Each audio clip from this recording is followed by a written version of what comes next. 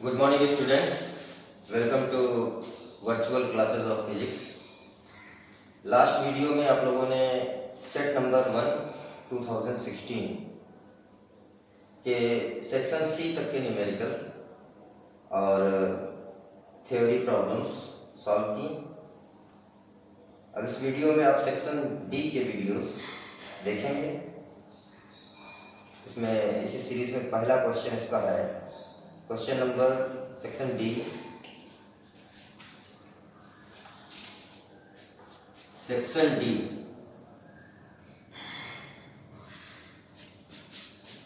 Question number fourth का ए part. Fourth का ए part ये बोल रहा है an alternating voltage V equal to, ये अल्टरनेटिंग वोल्टेज दिया हुआ है V equal to 6 sine 500t is applied across the series combination of 0.2 Henry inductance। Means यहाँ पे इंडक्टेंस हमको गिवन है 0.2 henry and a resistance of 100 Om.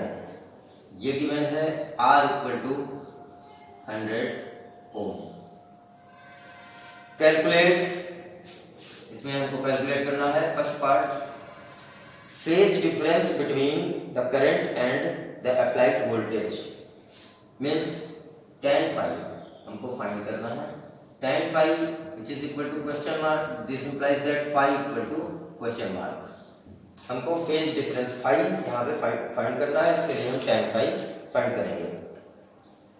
Second question, इसका second part है average power consumed in the circuit. Means average power P bar equal to question mark. तो सबसे पहले first part में देखते हैं इसका tan phi। तो ये आप देख रहे हैं कि इंडक्टेंस और रेजिस्टेंस है। मींस ये LR सर्किट है। तो LR सर्किट में फेज डिफरेंस हमको फाइंड करना है। तो इसके लिए हम क्या करते हैं, पावर फैक्टर पहले फाइंड कर लेते हैं। तो फर्स्ट पार्ट के लिए पावर फैक्टर हम फाइंड करेंगे। Power factor,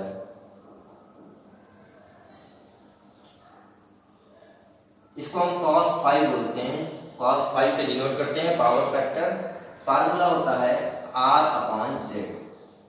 R upon Z, यहाँ पे Z इंपीडेंस है, R रेजिस्टेंस है, वैल्यू पुट करेंगे 100 upon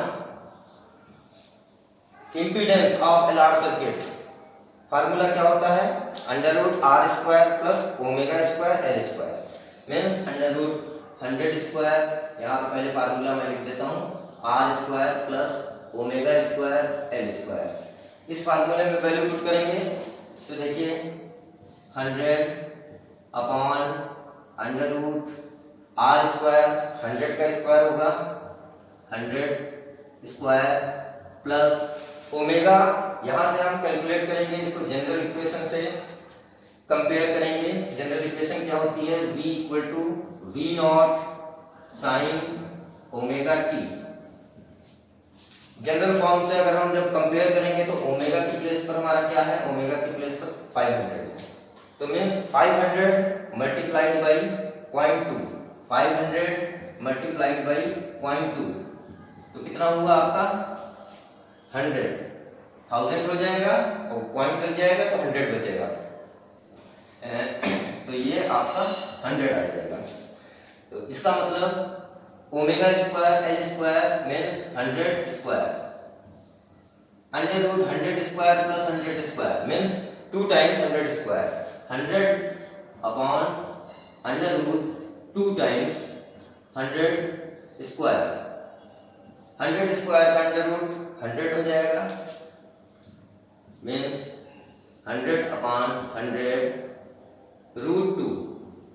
100 cancel out, 1 upon root 2। इसका मतलब आपका cos phi जो हुआ वो 1 अपॉन रूट 2 हुआ। इसके आगे प्रोसीड करते हैं। आप इसको नोट करिएगा।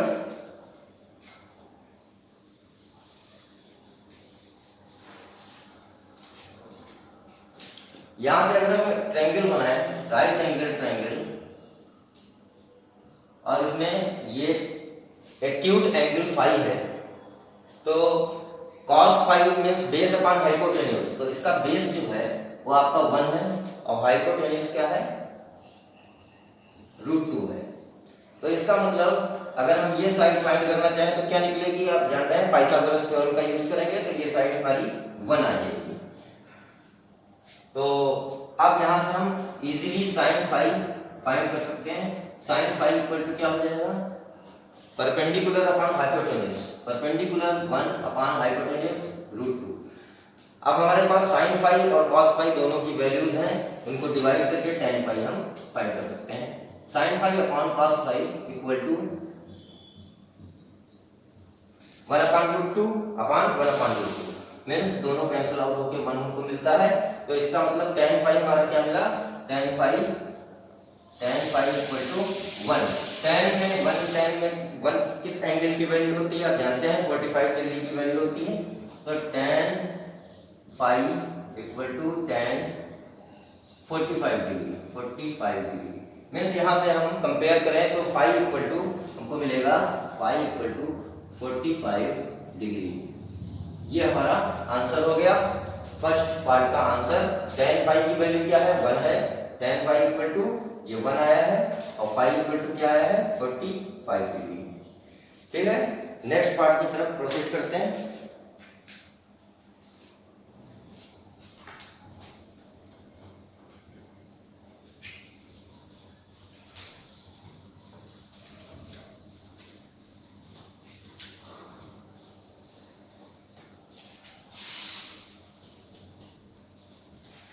देखिए नेक्स्ट पार्ट में हमसे पूछा है एवरेज पावर। तो आप जानते हैं एलआर सर्किट में, किसी भी सर्किट में एवरेज पावर का फार्मूला क्या होता है, P bar equal to IRMS VRMS into IRMS into cos phi. ये हमारा फार्मूला होता है, क्योंकि ये पावर फैक्टर इसीलिए इसको बोलते हैं कि पावर हमारी जनरल जो पावर का फार्मूला होता है वो क्या होता है, V इंटू आई। एवरेज इसलिए लिया, एवरेज पावर का मतलब क्या है, अगर हम एवरेज वैल्यू वोल्टेज और करंट की एवरेज वैल्यू डालें, ये आरएमएस वैल्यू ये एवरेज वैल्यू होती हैं, जो इनके स्क्वायर्स की एवरेज वैल्यू होती है उसको आरएमएस वैल्यू बोलते हैं। तो V इंटू आई अगर हम केवल करते हैं तो हमको पावर मिलती है, लेकिन अगर हम पावर फैक्टर से मल्टीप्लाई कर देते हैं तो हमको एवरेज पावर कंज्यूम्ड मिल जाती है। तो यहां से हम क्या करेंगे, P bar equal to VRMS, इसको हम क्या लिख सकते हैं, V0 अपॉन √2 मींस IRMS इसी तरीके से हो जाएगा I0 upon √2 into cos phi, हमारा 1 अपॉन cos फाई की वैल्यू क्या आई थी, 1 अपॉन √2। ये वैल्यू हम पहले से फाइंड कर चुके हैं। तो देखिए V0 कंपेयर करके यहां से हम निकाल सकते हैं, V0 ये हमारा 6 है, ये देखिए कंपेयर करके यहां से निकाल सकते हैं। तो क्या है कि P bar equal to 6 upon √2 multiplied by I0 को हम क्या लिख सकते हैं, V0 अपॉन Z। तो V0 अपॉन Z की वैल्यू हम पहले से फाइंड कर चुके थे। ये देखिए Z क्या था, √r² plus omega square L square, तो उसकी वैल्यू हमने फाइंड की थी, ओमेगा स्क्वायर एल स्क्वायर 100 आया था, आर स्क्वायर भी 100 आया था, तो 100 का स्क्वायर प्लस 100 का स्क्वायर अंडर रूट में, तो क्या हो गया था,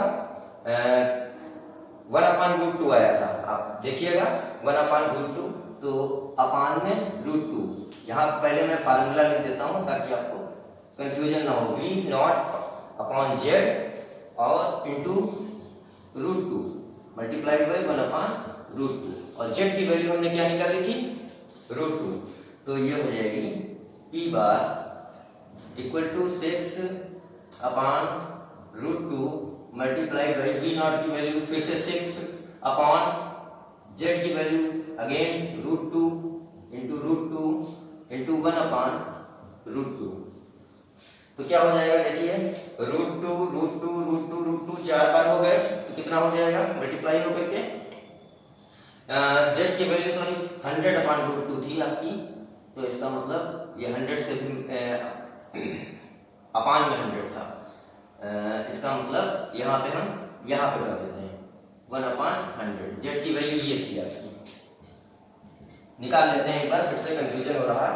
देखिए जेड की वैल्यू क्या थी, √r² प्लस ω² L²। तो मीन्स जेड इक्वल टू ये आया था हमारा 100² प्लस 100²। जेड इक्वल टू क्या हो जाएगा, 2 टाइम्स 100² मीन्स 100√2 ये वैल्यू थी। तो 100√2 लिखेंगे यहाँ पे, 100 जो बाकी बचा है 1/100 यहाँ पे लिख दिया है। तो क्या हो गया आपका 2 यानी कि 36/4 इंटू 100। तो 4 से डिवाइड करेंगे 9 मीन्स 0.09 इतने वाट, ये आंसर आपका हो जाएगा। तो ये दोनों पार्ट हो गए। अब बढ़ते हैं नेक्स्ट क्वेश्चन की तरफ, इसको नोट करिए।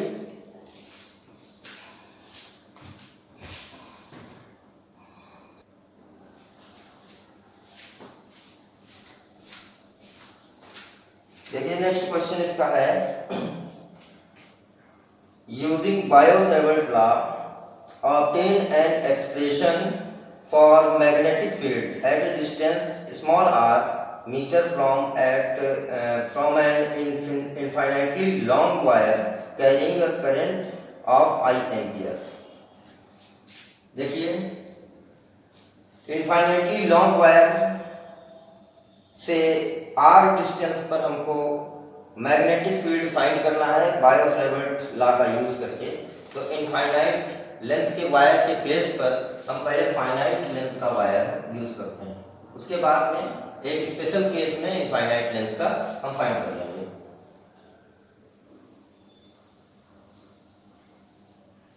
सपोज दैट एक स्ट्रेट वायर है, ये पॉइंट इसका C है, ये D है, और ये एक पॉइंट P है जिस पर हमको मैग्नेटिक फील्ड फाइंड करना है। इस पॉइंट को हम P कह देते हैं, बाद में हम इसका नाम रखेंगे। पहले क्या करते हैं, इस पर परपेंडिकुलर ड्रॉ कर देते हैं, एक परपेंडिकुलर, इस पॉइंट पे परपेंडिकुलर ये हो गया।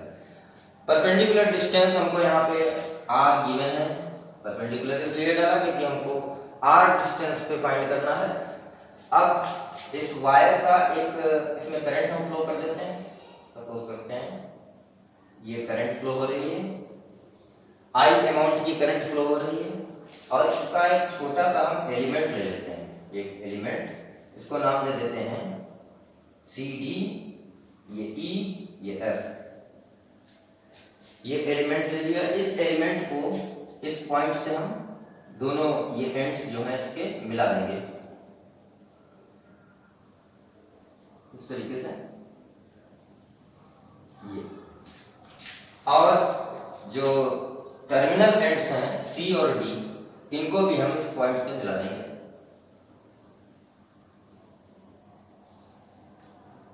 इस तरह से। अब यहां पर हम कुछ हाइपोथेसिस करेंगे। देखिए सबसे पहले एलिमेंट के साथ में बायो-सेवर्ट लॉ आप जानते हैं क्या होता है। Biot Savart law dB = μ0/4 pi I dl sin theta upon r², ये लॉ होता है। तो इसके अकॉर्डिंग हम हाइपोथेसिस करेंगे इसमें। तो देखिए I तो हमारा है, dl ये इसकी लेंथ हो जाएगी, जो हमने ये एलिमेंट लिया है dl, ये इसकी ये लेंथ हो गई dl। sin थीटा, थीटा का मतलब हम ये एंगल ले लें, इसको थीटा कहेंगे एलिमेंट का, और ये पोजीशन वेक्टर जो है इस एलिमेंट का position vector suppose that EP है, इस पॉइंट को हमने P ले लिया नाम P। तो पोजीशन वेक्टर का जो स्ट्रेट वायर के साथ में एंगल है वो थीटा हो गया। सपोज करते हैं कि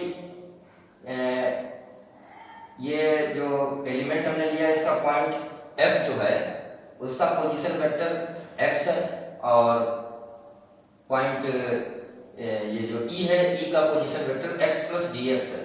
मीन्स इसको हम कह सकते हैं x और इसको x प्लस डी एक्स कह सकते हैं, x प्लस डी एक्स।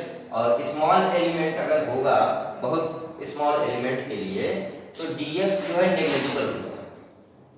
ठीक, तो हम x के फॉर्म में ही इसको रखेंगे। अगर हम एलिमेंट की डिस्टेंस कंसीडर करेंगे तो x प्लस डी एक्स न कंसीडर करके x कंसीडर करेंगे। हम ये मानेंगे कि dx इज वेरी स्मॉल।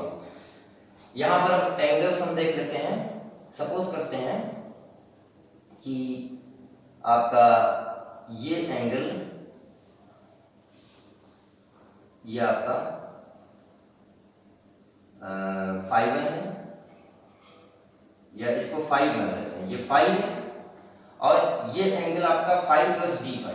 यहां पे लिख देता हूं, ये 5 प्लस डी 5 प्लस डी 5 और 5 प्लस डी 5 है, मीन्स ये इतना एंगल कितना हुआ डी 5, ये डी 5 एंगल हुआ। यहां से 5 प्लस डी 5 को हम ऐसे कंसीडर कर रहे हैं, लिख नहीं रहे हैं, नहीं तो डेंस बहुत ज्यादा हो जाएगा। आप ये समझ के चलिए कि ये एंगल 5 है और ये 5 प्लस डी 5 है, तो जो रिमेनिंग एंगल बचा है वो डी 5 हो गया। अब यहां से हम क्या कर रहे हैं कि ये जो एंड्स हैं इनका एंगल हम पॉइंट P पर कितना एंगल सबटेंड कर रहे हैं, ये एंड्स, ये हम फाइंड करेंगे। सपोज करते हैं कि ये एंगल, ये 5 है और ये एंगल आपका ये 5 तो ये आप देख रहे हैं कि 5 एंगल एंटी क्लॉकवाइज है और 5 का एंगल क्लॉकवाइज है, तो इसको हम पॉजिटिव लेंगे, इसको नेगेटिव लेंगे। अब देखते हैं यहां पर एक परपेंडिकुलर ड्रॉ कर देते हैं। ये हमारा कंस्ट्रक्शन है, इससे हमको साइन थीटा की वैल्यू मिल जाएगी, क्योंकि साइन थीटा की वैल्यू जो राइट एंगल ट्रायंगल से मिलती है, इसलिए हम यहाँ पे इसमें हमने परपेंडिकुलर ड्रॉ कर दिया। तो एक हमको राइट एंगल ट्रायंगल मिल गया EF, इसको नाम दे दिया EFG। तो सबसे पहले हम क्या करते हैं कि इसमें वैल्यू पुट करते हैं।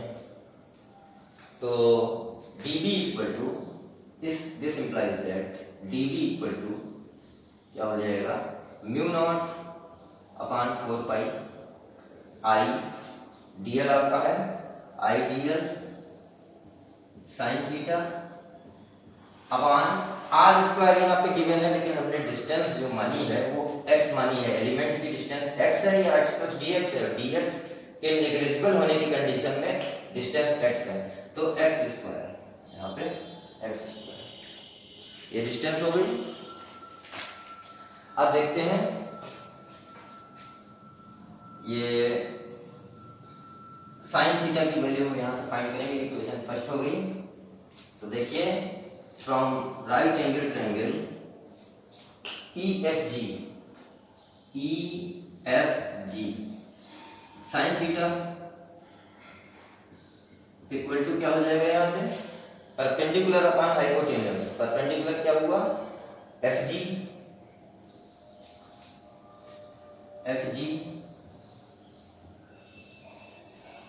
Upon hypotenuse. हाइपोटेन्यूज क्या हुआ इसका, EF मींस DL, ये हो गया आपका। अब यहां से देखिए FG को हम क्या लिख सकते हैं, देखिए ये D5 वेरी स्मॉल है, DX भी वेरी स्मॉल है, तो इसको हम R मान सकते हैं। अगर हम यहाँ पे फार्मूला अप्लाई कर दें, angle is equal to R upon radius.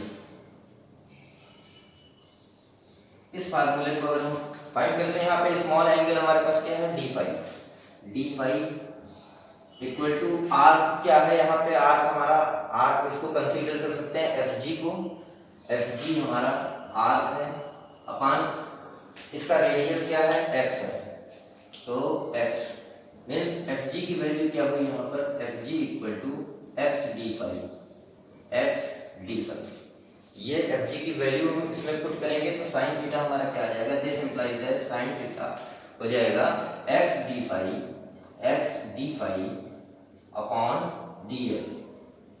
यहाँ से हम dl sin थीटा की वैल्यू अगर हम फाइंड करें तो हमको क्या मिला, this implies that dl sin theta, देखिए यहाँ से dl को sin थीटा से मल्टीप्लाई करें तो dl sin theta equal to x d phi, x d phi.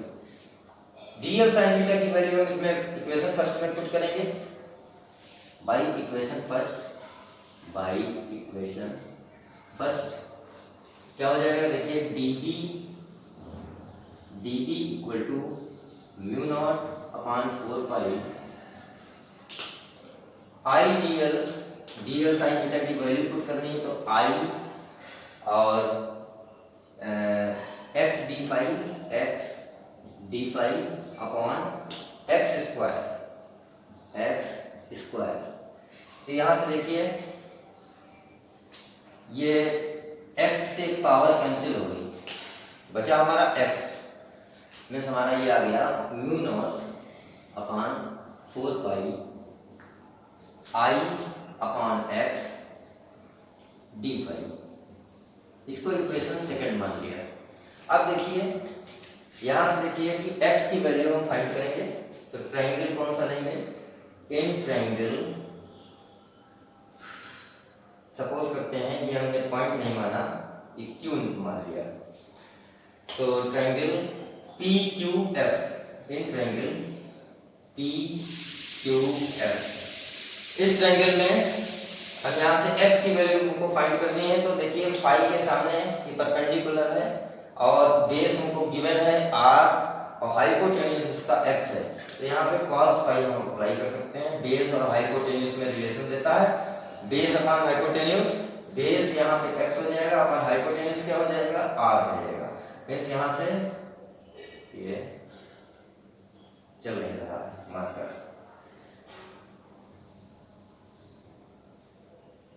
ये हो गया r।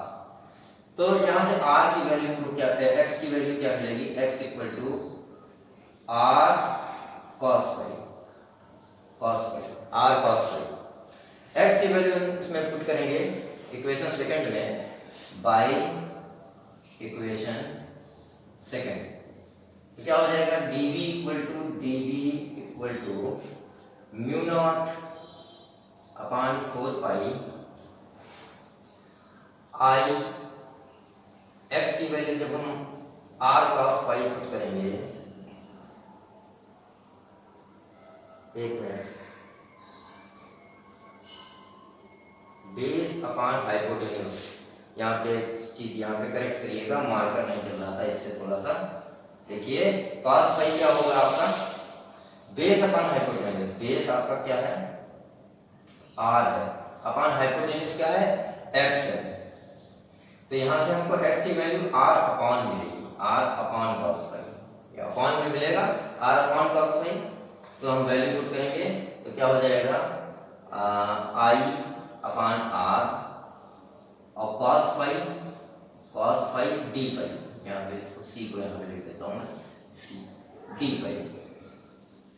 ये हमको यहाँ पे ये एक्सप्रेशन मिला dB equal to mu not upon 4 pi I upon r cos phi d phi, इसको इंटीग्रेट कर देंगे, on integrating dB equal to, integrate करेंगे देखिए लिमिट क्या लेंगे, minus lower limit minus phi 1, upper limit plus phi 2, minus phi 1 plus phi 2, इसको integrate करेंगे और यहाँ पे I upon r cos phi d phi, देखिए I अपॉन r कांस्टेंट होगा और cos फाई का क्या sin फाई हो जाएगा, तो आपका ये आ जाएगा म्यू नॉट अपॉन 4 पाई, ये भी है म्यू नॉट अपॉन 4 पाई, तो मींस म्यू नॉट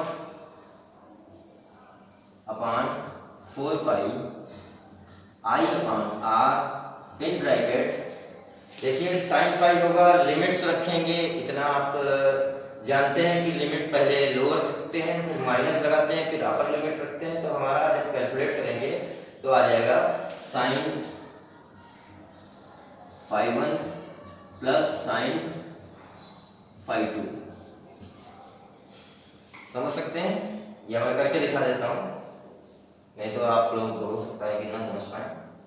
देखिए ये स्टेप मैं यहाँ पे अलग करके दिखा देता हूँ।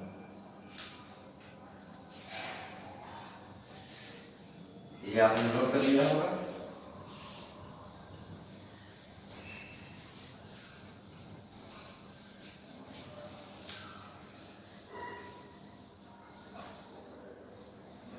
देखिए इंटीग्रेट करेंगे तो dv का इंटीग्रेशन जब हम करेंगे और इधर इंटीग्रेशन करेंगे mu naught upon 4 pi i upon r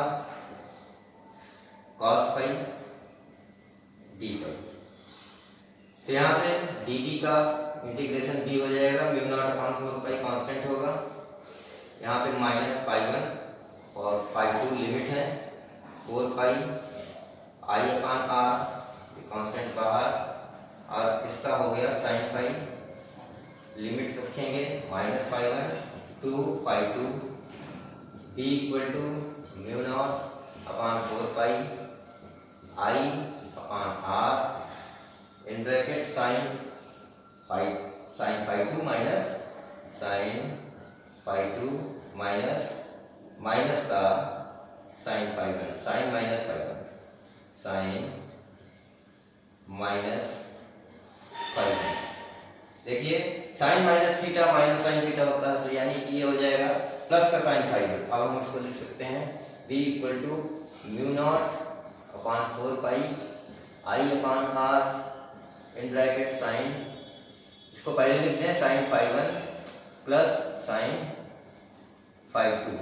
ये हमारा एक्सप्रेशन आ गया फाइनाइट लेंथ के लिए, फाइनाइट लेंथ के लिए। अब इनफाइनाइट लेंथ के लिए देखते हैं, अगर सपोज दैट कि ये वायर्स जो है इनफाइनाइट लेंथ तक चले जाते हैं, तो देखें आप कि जब फाइनाइट लेंथ के लिए थे तो ∅1 और ∅2 ये एंगल्स बन रहे थे, और जब ये लेंथ बढ़ने लगेगी तो ∅1 और ∅2 की वैल्यू बढ़ने लगेगी, दोनों तरफ बढ़ने लगेगी। बढ़ते बढ़ते ये क्या होगा कि एंगल बढ़ते बढ़ते ये वायर बिल्कुल स्ट्रेट हो जाएगा, यानी कि इस तरह से, और ये डिस्टेंस सीधे हो जाएगी। जब ये इनफाइनाइट तक चला जाएगा तो ये भी, जब हम इससे डिस्टेंस लेंगे तो ये भी लाइन पैरेलल हो जाएगी, और ये हमारा जो एंगल आ रहा है, यहाँ से हम एंगल ले रहे हैं, ये एंगल ये 90 डिग्री बन जाएगा हमको, ये 90 डिग्री मिलेगा, ऐसे इधर भी 90 डिग्री ये मिलेगा हमको, ठीक है। तो ∅1 और ∅2 दोनों की वैल्यूज 90 डिग्री हो जाएंगी। तो for infinite length, for infinite length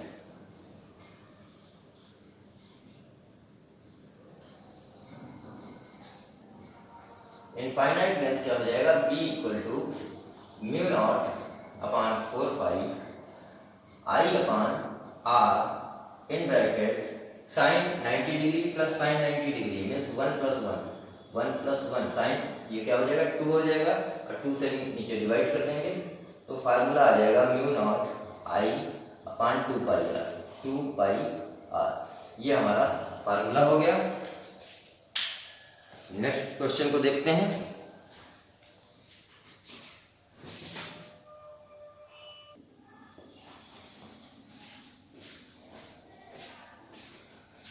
next question है आपका part C, establish the formula for electric field intensity at a point on the axis of an electric dipole. तो देखिए इस क्वेश्चन को सॉल्व करने के लिए मैंने एक प्रीवियस वीडियो इसी पे बनाया था, तो मैं उसको इसमें जो है ऐड कर दूंगा, और आज के वीडियो में फिर इतना ही रखते हैं, क्योंकि इसमें कई सारे पार्ट्स हैं और वीडियो की लेंथ भी ज़्यादा लंबी ना हो, आपको देखने में भी समझने में भी आसानी रहे। इसके लिए नेक्स्ट वीडियो में आपको रिमेनिंग क्वेश्चंस इसके बताऊंगा। तब तक के लिए keep watching, stay safe, stay home, thank you.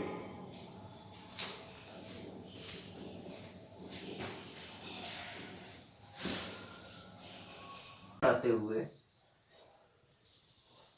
Electric dipole की एक्सियल पोजीशन में इलेक्ट्रिक फील्ड इंटेंसिटी को फाइंड करेंगे।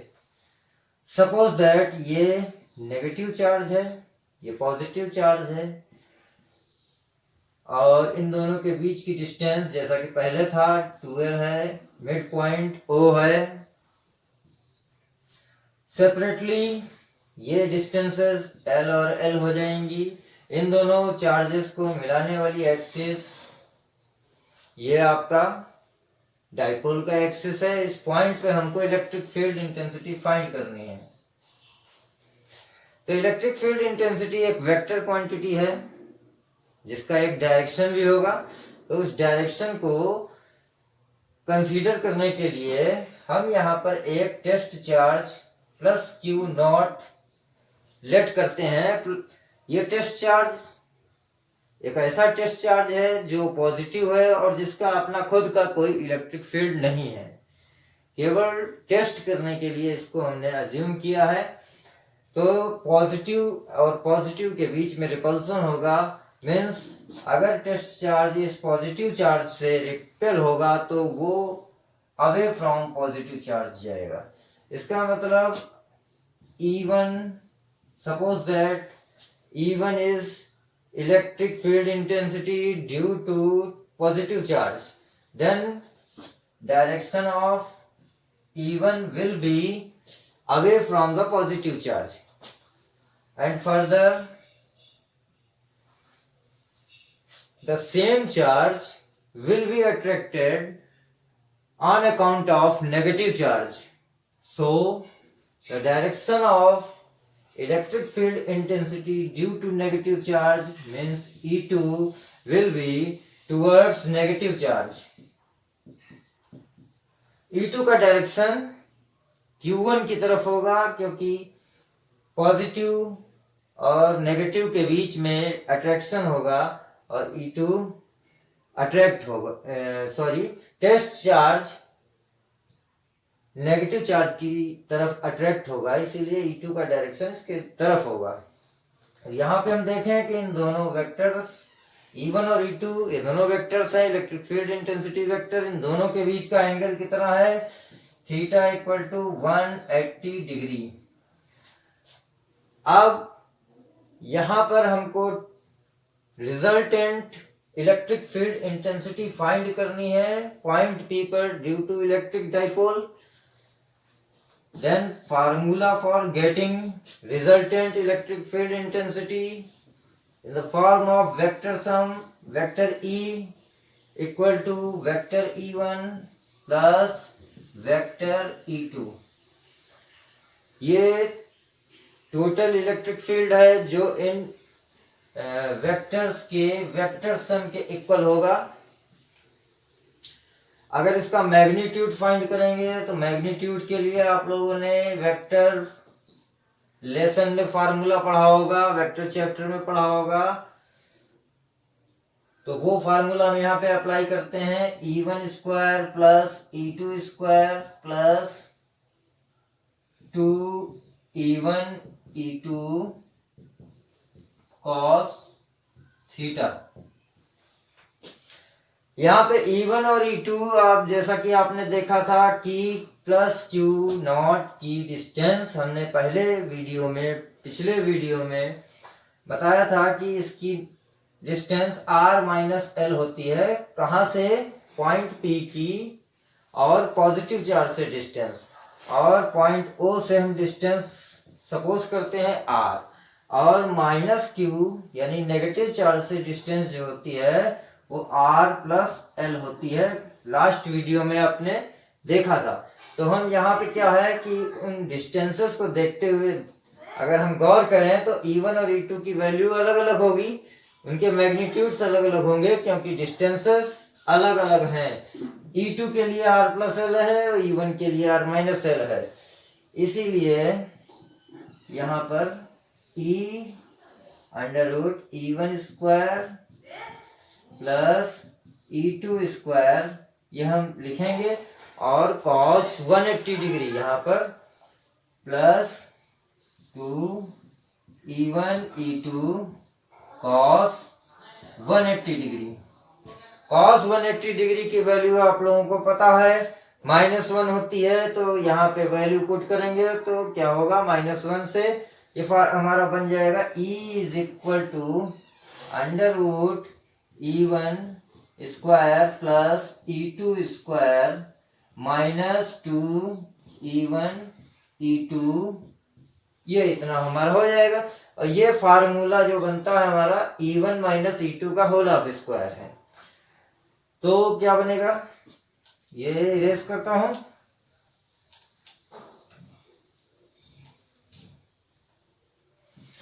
देखिए तो E is equal to under root E1 minus E2 whole of square means E1 minus E2।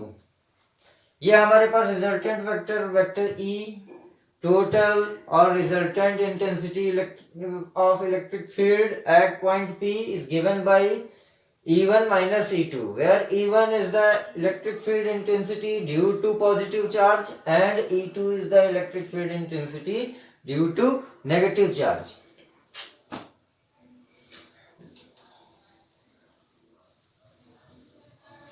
उसके बाद में देखें E is equal to, इसमें कॉमन टर्म क्या होगा दोनों में, आप जानते हैं E is equal to formula क्या होता है 1/4πε0 Q अपान R स्क्वायर।